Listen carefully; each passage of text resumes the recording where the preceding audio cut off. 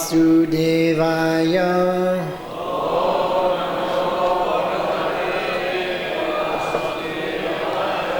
Om Namo Bhagavate Vasudevaya.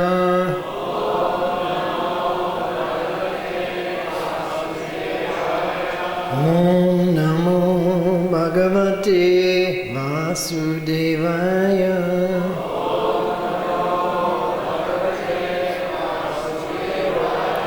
Narayanam namaskritya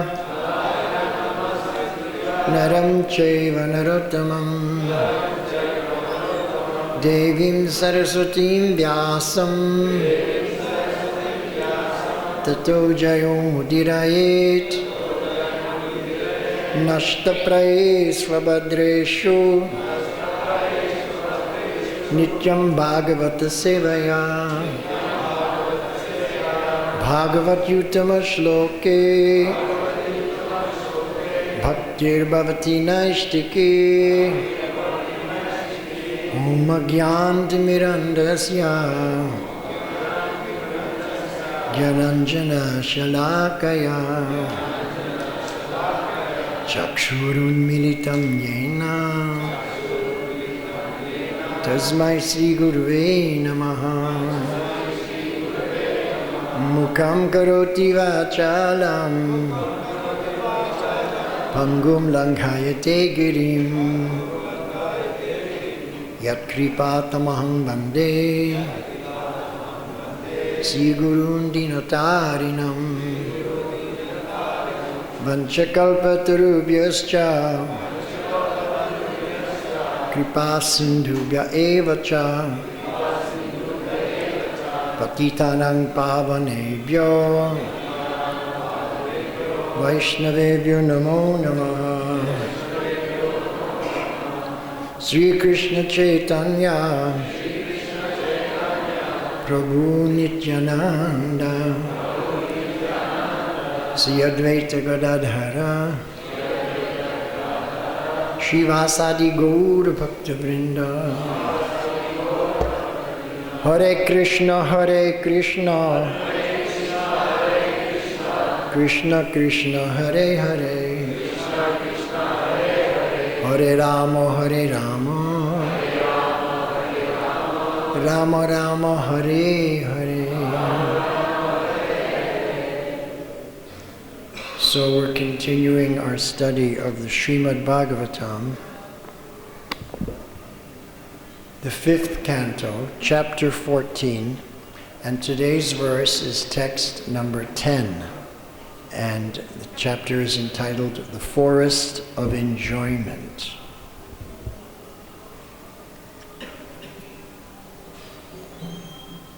Kvachit sakrita vagata vishayavatatya Svayam parabhyanena vibramsita smritis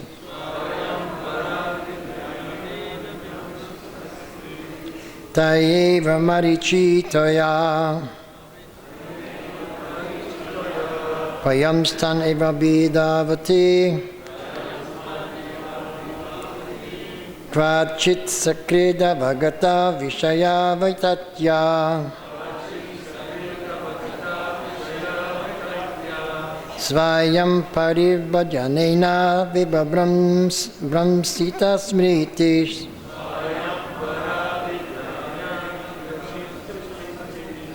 Taiva marichitoya Payamstan eva bidadvati Kvachit sakrida vagata vishaya vaitatya Svayam paridbhayanena vibramsita smritish Taiva marichitoya Payamstan eva bidavati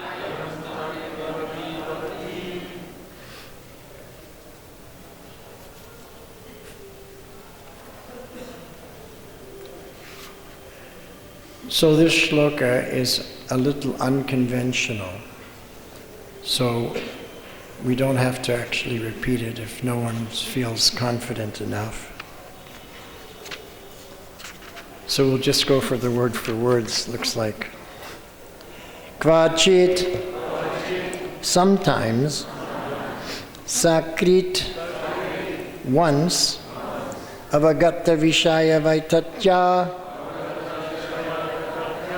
becoming conscious of the uselessness of enjoying material sense gratification.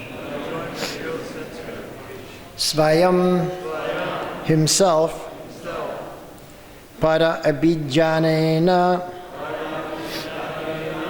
by the bodily concept of the self,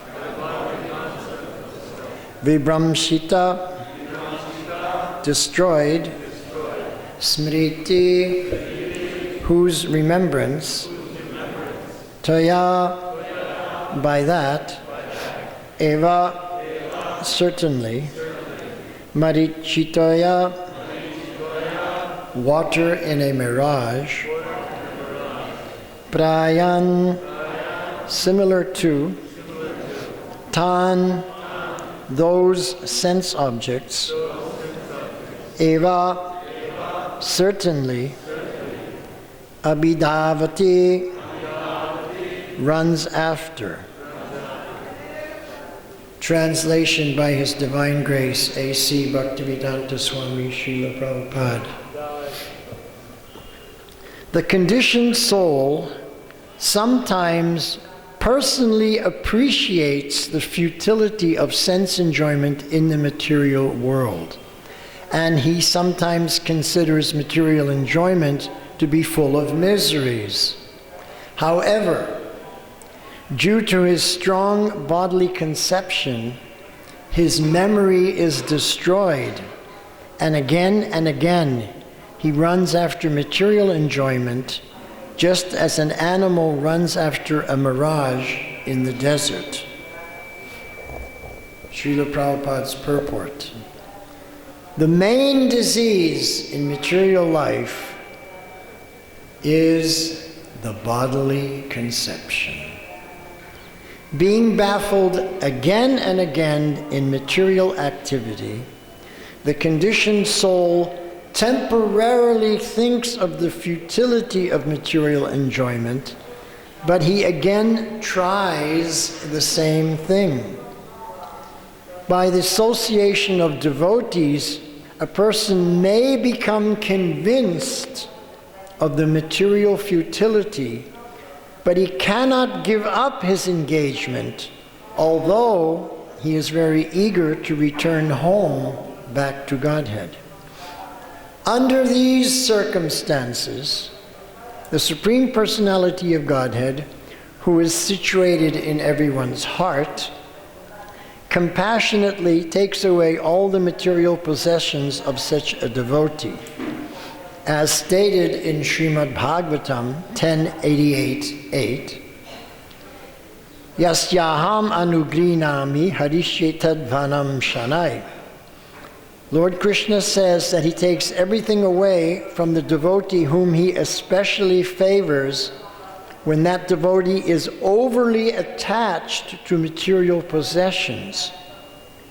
When everything is taken away, the devotee feels helpless and frustrated in society, friendship, and love.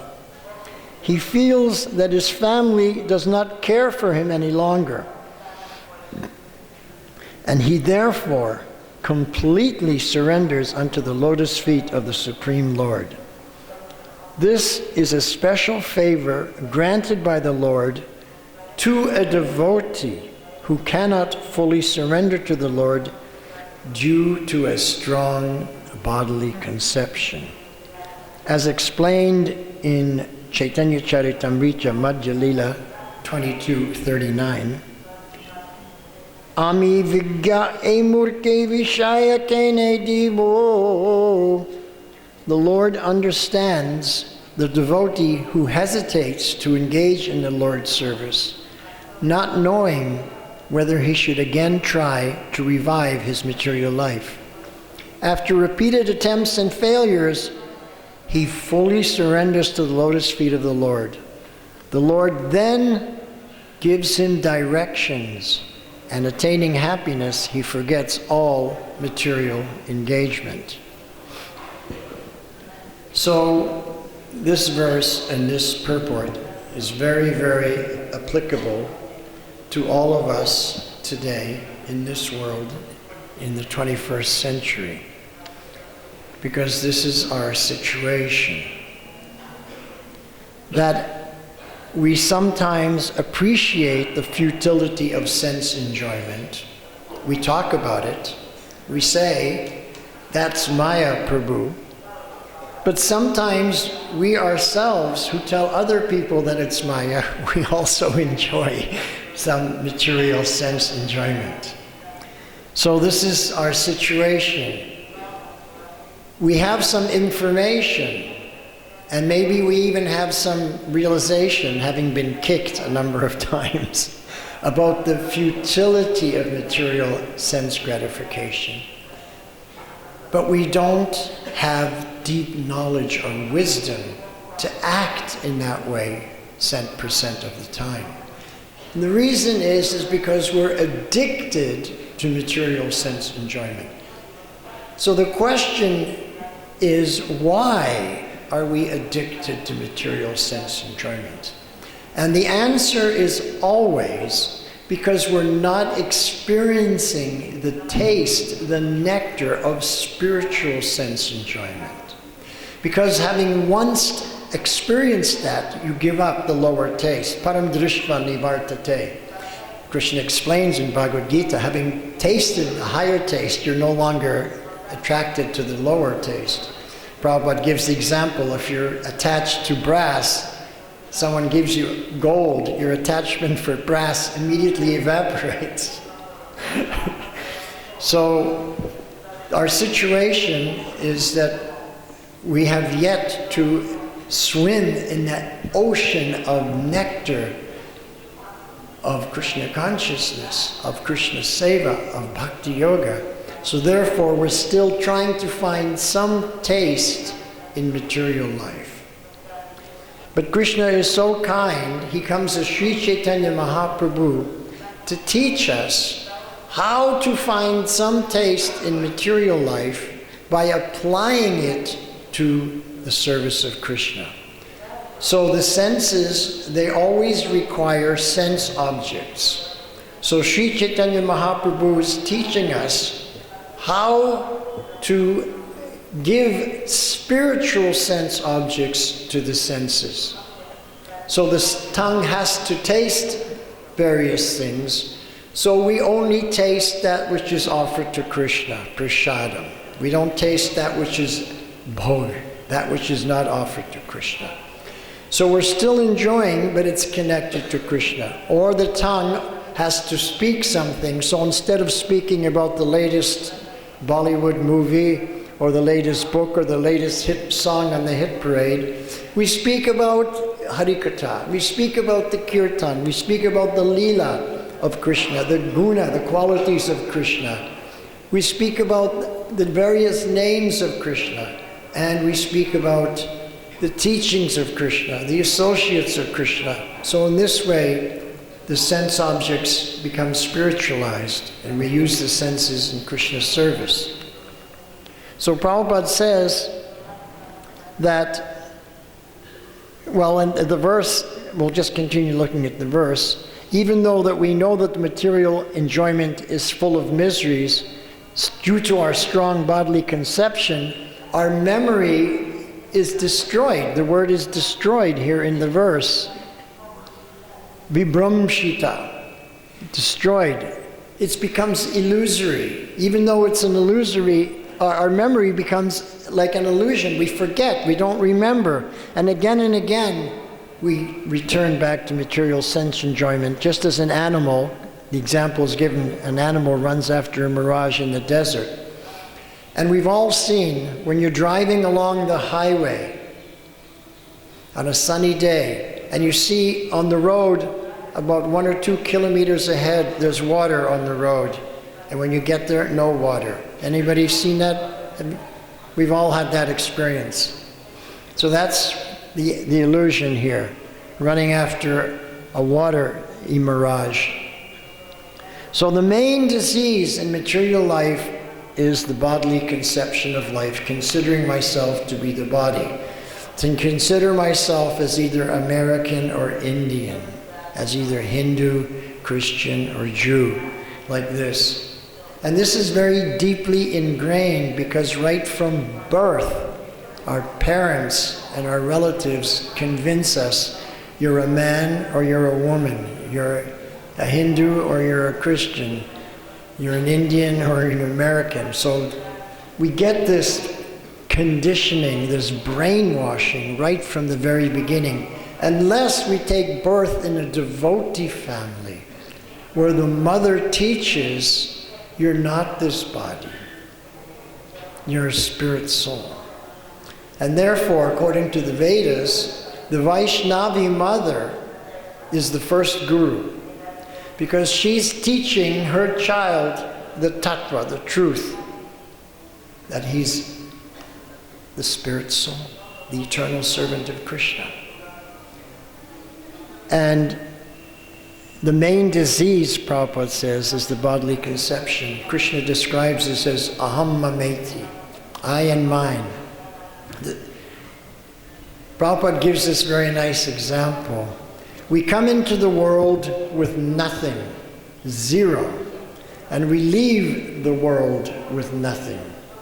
But in between, we're claiming proprietorship over this and that. So this is our material disease based on our body. So being baffled again and again in material endeavors, we come to the realization that it's futile to enjoy material life, and therefore we look for an alternative. And we've all probably had that experience. Sometime in our life, we just said, is this it? This is all there is to life?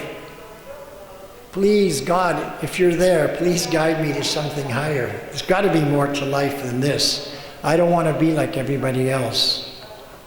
And then, by some causeless mercy, Krishna arranges that we come in association with a devotee. Brahmanda Bhamite Kona Bhagavana Jeev Guru Krishna Prasade Pai Bhakti Lata Bij. That the living entity has been wandering throughout the universes in so many different bodies, so many different species of life. And then by the causeless mercy, he becomes fortunate.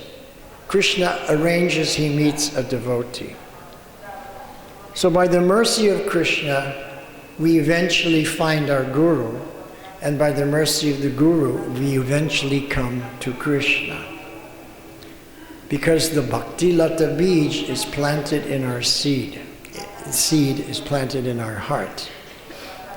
So when a seed becomes planted in our heart, what does that mean? It means we have to become a gardener. Lord Chaitanya said, Ami Mali. I am a gardener, and I have to cultivate the seed in my heart, this Bhakti Lata, the seed of devotion. I have to cultivate it, I have to water it, I have to pull out the weeds, and I have to allow it to grow, and it will grow more and more. And this is what we call advancement in Bhakti Yoga. So the watering process we all know, Shravanam, Kirtanam. Hearing and chanting. Through the hearing, we actually can chant the holy names. And when we hear properly and chant the holy names properly, then we come to smaranam. We can remember. What do we remember? We remember the holy names of the Lord in all situations. What else do we remember? We remember His qualities. We remember His different forms. We remember His different pastimes. We remember his different associates. We remember his teachings, moment to moment to moment to moment. Shravanam, Kirtanam, Smaranam. This is the process. Then the other things come without any separate endeavor. Padasevanam, serving the lotus feet. Dasyam, becoming a personal servant of the Lord. Sakyam, becoming a friend. Vandanam, offering prayers. Shakyam, becoming an intimate friend of the Lord. Atma Nivedanam, surrendering everything. But the crux is Shravanam, Kirtanam, Smaranam. Out of these three, the foundation is Shravanam. This is the most important thing. Why is this more important than Kirtanam? And I will explain to you. Because if the Shravanam is good, then the Kirtanam will also be good. But what if the Shravanam is bad? What if I'm inattentive while chanting? If my Shravanam is bad, can the Kirtanam be good? What do you think? No, it can't be, for many reasons. Number one, it's an offense to be inattentive while chanting. So nobody does good chanting while committing offenses at the same time. That's logical and obvious. But another reason is, when we're inattentive, it means we're not hearing the holy name. When you don't hear the holy name, Chaitodarpanamarjanam does not take place. Because for the heart to be purified and cleansed, the holy name first has to enter into the ear, into the consciousness, and then into the heart. But inattentive means I'm not hearing. So let's have some proof. What's the proof that we're not hearing? Well, we all chant japa, right? How many people have had this experience? We're chanting japa, Hare Krishna, Krishna Krishna, Hare Hare, Hare Rama, Hare Rama, remember Hare Krishna, Krishna Krishna, Hare Rama, remember. And all of a sudden I come to the Krishna bead. The round's finished. But I can't remember how I got to the end. Anybody ever have that experience? Why can't you remember? You can't remember because of the meaning of the word remember. Smaranam. It means that something went in the first place and you can bring it back out again. You can't remember something that you never heard in the first place. Clear? So, if we're not hearing the holy name, then our heart's not becoming purified. Mahadavagni nirvapanam, and the blazing forest fire of material existence is not extinguished.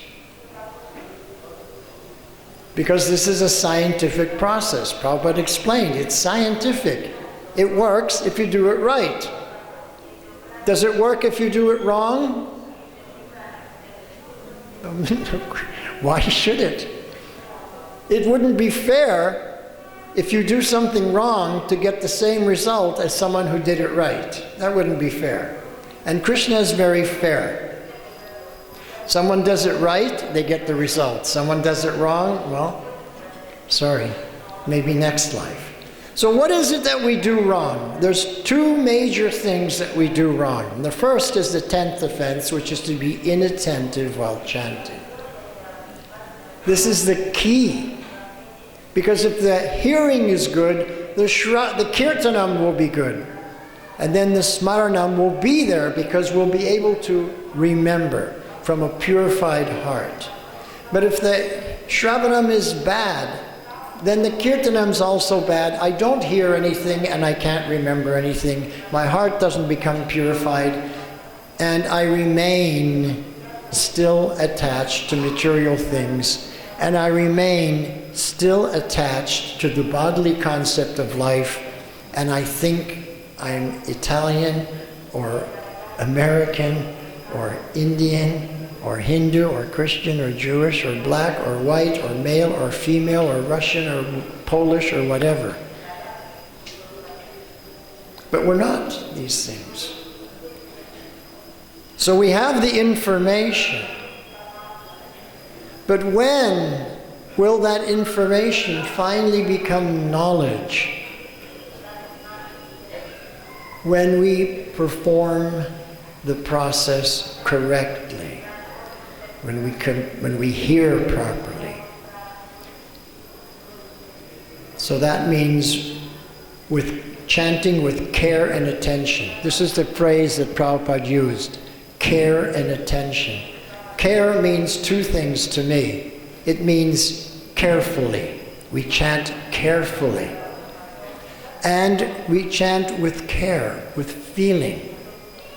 And attention. Attention means two things. It means concentrating. And it means focusing on hearing and not on anything else. So when we chant with care and attention, then we're performing the process correctly and it's not offensive chanting. This is the clearing stage of chanting. We're clearing away those impurities. But if we're not allowing the sound vibration to enter into the ear, like for example, we don't remember how we got to that end of the round, then we didn't get the benefit of that round. So now I'm faced with a dilemma. I came to the end of the round.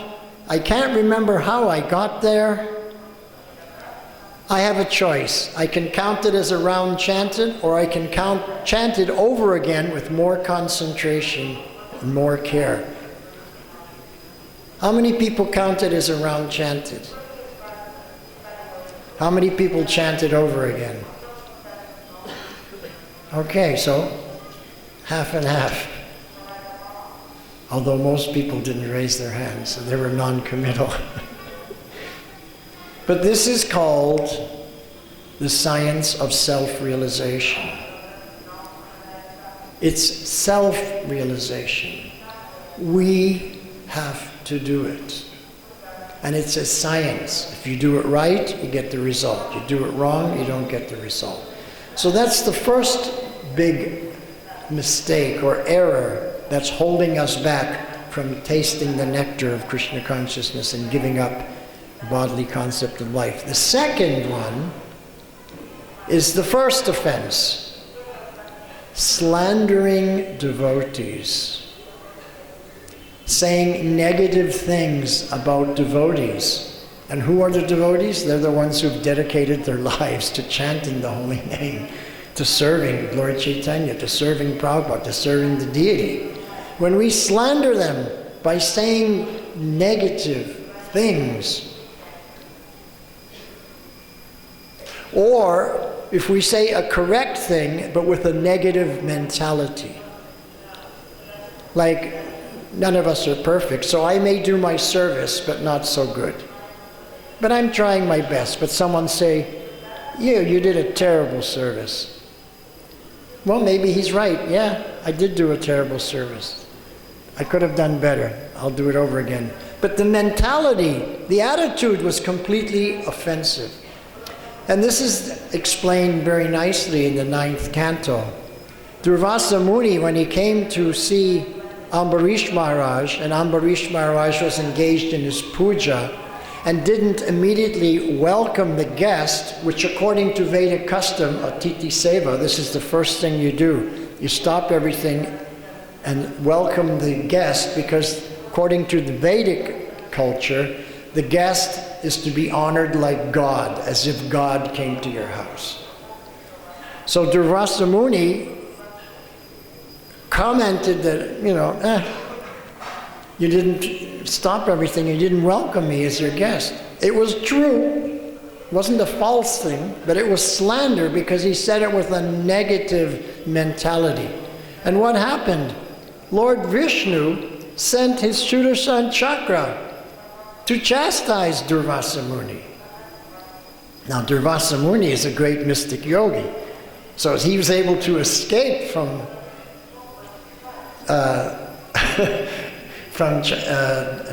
Sudarshan chakra. We can't escape Sudarshan chakra.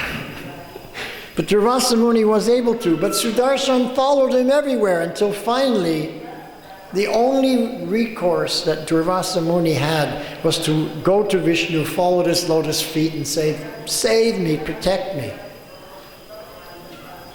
And Vishnu said, "I'm very sorry. My hands are tied. I can do nothing." "What?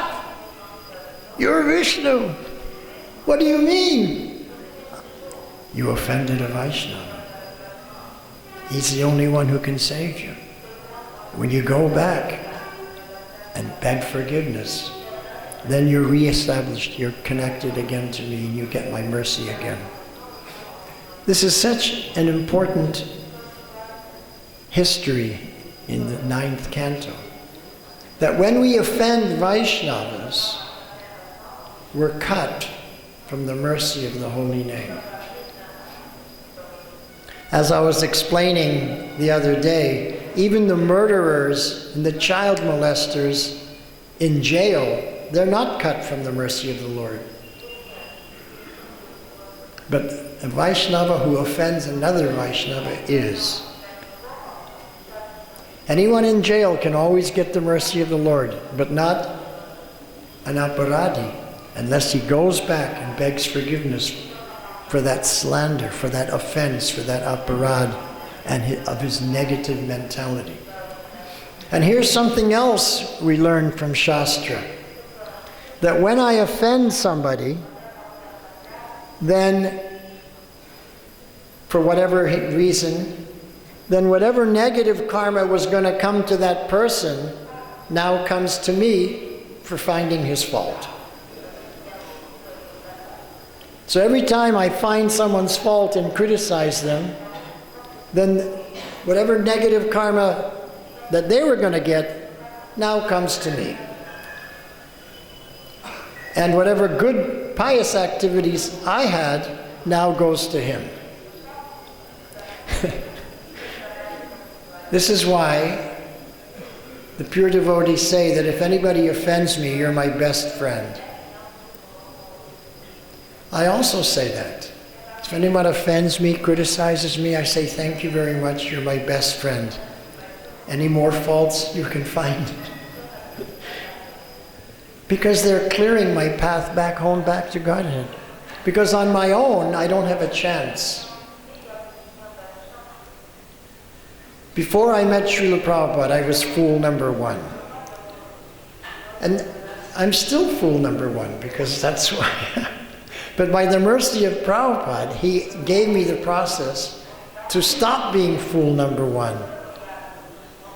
And by the mercy of the fault finders and criticizing, they're clearing my path back home, back to Godhead. So therefore, in my life, I'm very, very careful never to offend anybody. Because I know what it means. It doesn't benefit me, only benefits the person that I offend. So, what I'm speaking about is performing the process correctly. And the only way that I know what is the correct way to perform the process of Bhakti Yoga is by studying Srila Prabhupada's books. If I don't study the books, then how will I know what is right and what is wrong? What to do or what not to do? I can speculate, but speculation, mental speculation, is gambling, and it's considered a regulative principles. There's 4 regulative principles. No illicit sex, no intoxication, no meat eating, no gambling, and no mental speculation. But most devotees only follow 3 regulative principles because they speculate on the mental platform regularly, every day, practically every hour. But the process is 4. Why is gambling and mental speculation the 4th regulative principle? Because gambling means there's 2 outcomes, you win or you lose. Mental speculation, there's two outcomes. You're right or you're wrong. But following the Shastra, following the Parampara, there's only one outcome. You're right. So why should we take the risk that we may be wrong? Once I realized in my life that I was taking these unnecessary risks and spoiling my chance to go back to Godhead, then I realized I don't want to take these risks. I just want to stay on the path, tried and true. No deviation. And now I'm going to share with you what Prabhupada shared with me on February 9th, 1975 in Los Angeles. So he was speaking in a very humble way. Prabhupada became very grave. And he said, my Guru Maharaj ordered me to spread the teachings of Sri Chaitanya Mahaprabhu in the English-speaking countries. But I am an old man. What can an old man do? I was thinking, wow, Srila Prabhupada's so humble. He's taking, what can an old man do? But my Guru Maharaj, he continued, was so kind upon me, he sent all of you, American boys and girls, to help me. So Prabhupada was saying that as an old man, he couldn't do anything, but his Guru Maharaj sent his disciples to help him so that he could do something. And then he said, so now I'm very happy to say that Lord Chaitanya's mission is in the right hands. And he went like this.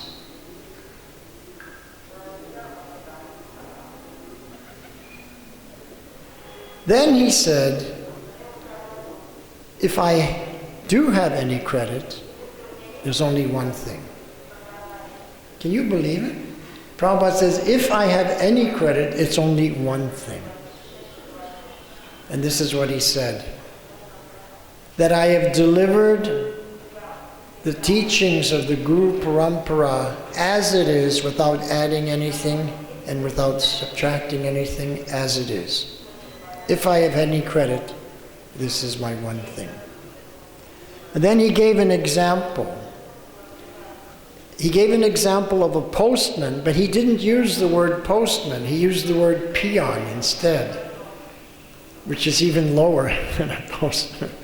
He said, just like a peon he takes the letter from the government and he delivers it to the citizen without opening it, without adding anything, without subtracting anything. So Prabhupada was saying that he's taken the message from the supreme government, from Goloka Vrindavan, from Sri Krishna, and delivered it to us, the ordinary citizens here in planet Earth, without adding anything, without changing anything, as it is. Therefore, we should be following it as it is. And we should be doing our best to follow the process correctly. So Prabhupada says here, by the association of devotees, a person may become convinced of the material futility. And I think we're all convinced, right? That material life is futile. Am I right? We're all convinced of that. But he cannot give up his engagement, even though he's eager to return home back to Godhead. We're all eager to return home back to Godhead. But we're still having difficulty giving up this material life. So now I'm going to give you the secret. I hinted about it earlier, but here's the secret. It's an open secret, because Krishna says in Bhagavad Gita, whatever you do, whatever you eat, whatever you offer, whatever you give in charity, do it as an offering to me. So sometimes people ask me, well, what if I'm a grihasta? I have a job, I got a family, I got children, I got to clothe them, feed them, send it to school. How can I be doing devotional service 24 hours a day? How can I follow the process 100%? Well, it's just a matter of tweaking your consciousness. Right now, you're thinking that when I'm on the job, I'm Maya Chela. In Maya, I'm doing the work of Maya. But all I have to do is change my consciousness that the work I'm doing in the office or in the business is to support the Vaishnavas, to support the temple, to support the teachings of Krishna, to support the mission of Sri Chaitanya Mahaprabhu. So how does that relate? How am I doing those things by working in some factory or in some office?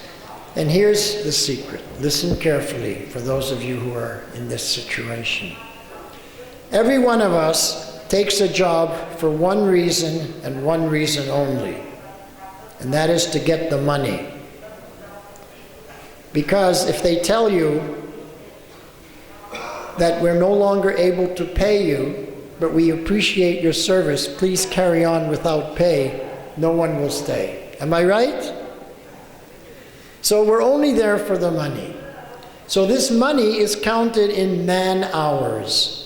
How many hours and how much money you get for each hour. So let's say, you get $15 for an hour.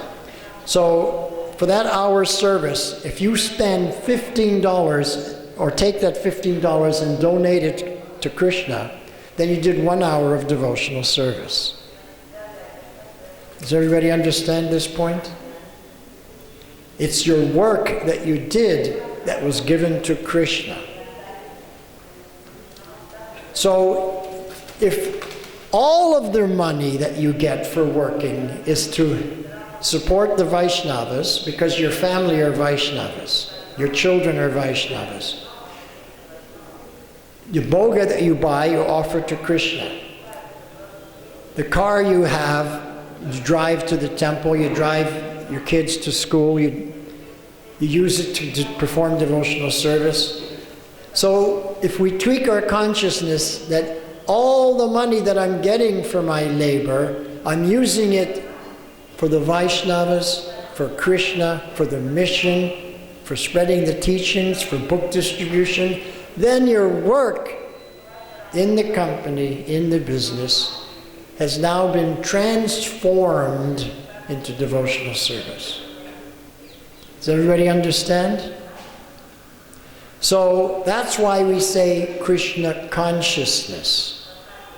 And here's another thing Prabhupada told me that I remember so clearly, because he said something I'd never heard before. He said, don't be Krishna unconscious. I'd never heard that phrase, Krishna unconscious. He said, first become conscious. Conscious what you're doing, conscious that you're dealing with Krishna. First become conscious, then you can become Krishna conscious. But don't be Krishna unconscious. Don't do things automatically. Don't do things by rote. Don't do things by automatic pilot. Don't do things just to get it over with. How many people chant their rounds, and when they're finished their 16, they go, finished 16. Now I can do something I like. But what kind of message are we sending to Krishna? That I'm so happy that I don't have to chant your names anymore? I'm glad it's over? It's such a yajna? This is not a way to establish a relationship with anyone. So I suggest that we end our japa a different way. You finish your 16 rounds, you say, my dear Lord, thank you so much for allowing me to chant your holy name. I've finished chanting 16 rounds. There's other pressing services that I have to do. Please don't mind if I stop now and do other services, and I'll come back to it as soon as possible. How many people think that's a better way to end the japa? Thank you very much. So let's not run after a mirage in the desert. Let's first become conscious. We know what the process is. Let's do it correctly. And at the end of this life, let's really go back home, back to Godhead, because we earned it. because we did everything correctly. Thank you very much. Are there any questions? Yes, Mataji.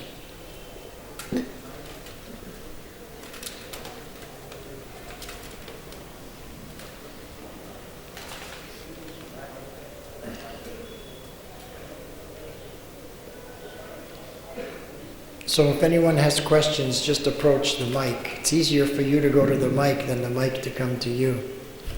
So the mic is near the camera. So thank you for bringing that point to my attention about, I never heard that before about making offenses, but saying the correct thing with the wrong attitude. So I do that a lot, so thank you for bringing that to my attention. I was just wondering on one detail. So I'll describe something that happened. There was one devotee, there was an event happening with many devotees. There was a retreat, and there was one devotee there that, when Prasadam came, he stood up in front of all the devotees and he made some announcements, and then he said, okay, now we will take Prasadam, and he started, chanting the prayer. He went, Sarya, Vijaja, Videndriya, Tavaga, and he went, what's next? Well, anyway, never mind, let's just go and eat. And I was so disturbed. I was so incredibly disturbed. And in that point, when I mentioned that event to a friend, it was with a very wrong attitude. It was with a very disturbed and angry attitude. And so many of these kind of things happen. So my question to you is, it's not a matter of not committing offenses. I'm not going to say something. It's a matter of not being disturbed by things we see and hear all the time. So here's what happened in that situation. He was not focused.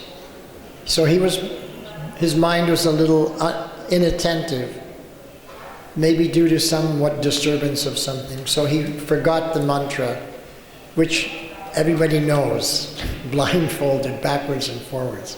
So he was a little disturbed. But you got disturbed by his disturbance. Rather than thinking, oh, the poor guy, you were disturbed by his disturbance.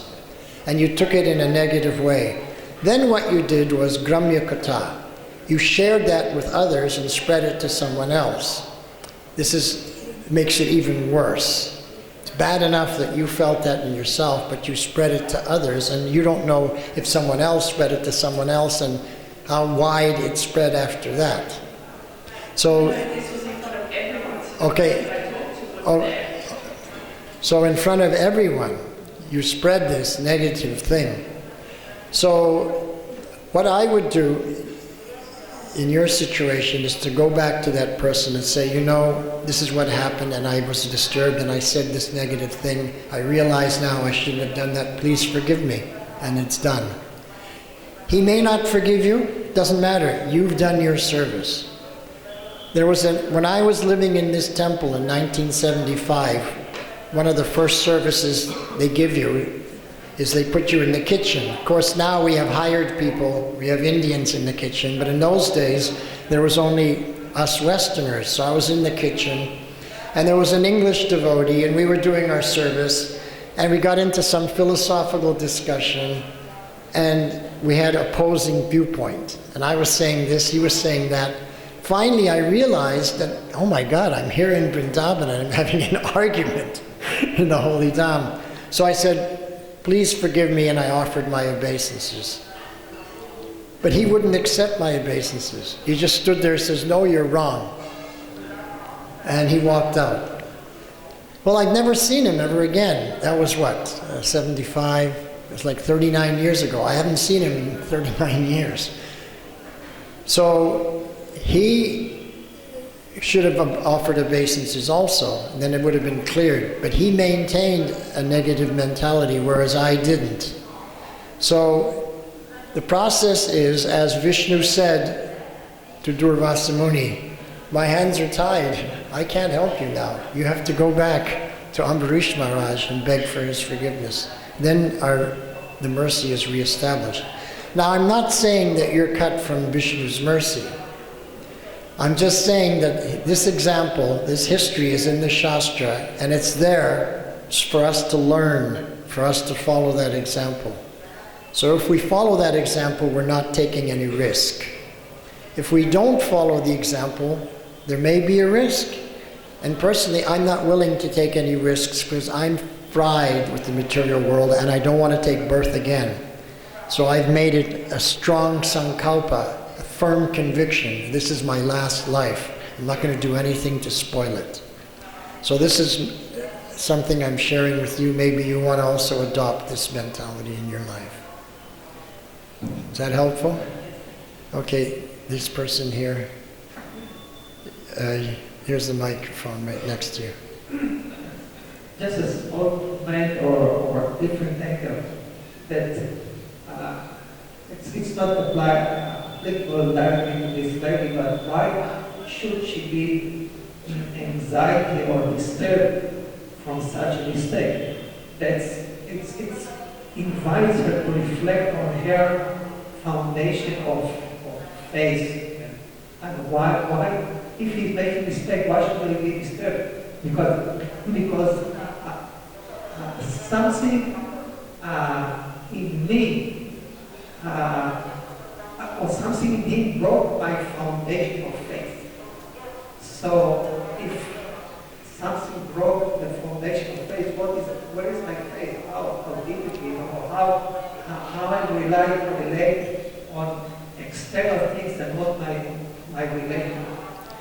Okay, so what you're saying is a different subject matter altogether. Yes. And all of us have weak faith. But that's not the point. She spoke with honesty and courage here to admit that I made a mistake. And the 9 most difficult words in the English language are, I'm sorry, I made a mistake, please forgive me. So anyone who can say that and is willing to learn, they have courage. So it's not that I'm thinking, well, what kind of faith has she got? I should be thinking, what kind of faith have I got? It's not for me to judge someone else's faith. But the science of self-realization means I have to judge my own faith. Okay? But it doesn't matter. I would like to invite her to check. Okay, so you and her have a personal discussion about it. Okay? And she can explain to you and you can explain to her. Any other points about the topic? Okay, it's time for prasadam. So now this is also a process of devotional service, bhakti yoga, so we want to do that properly also. So the proper way to take prasadam is to honor Mahaprasad, not to chit-chat while we take prasad, but to honor it and realize that it's non-different than Radha Sham Sundar. It's been offered to Radhe Sham, and it's non-different than Radhe Sham. But if I'm just taking it because I'm hungry, or I like the taste, or to fill my body, my tummy, then that's not devotional service, that's sense enjoyment. So let's honor prasadam correctly also. Hare Krishna. Thank you very much. Srila Prabhupada Ki Jai.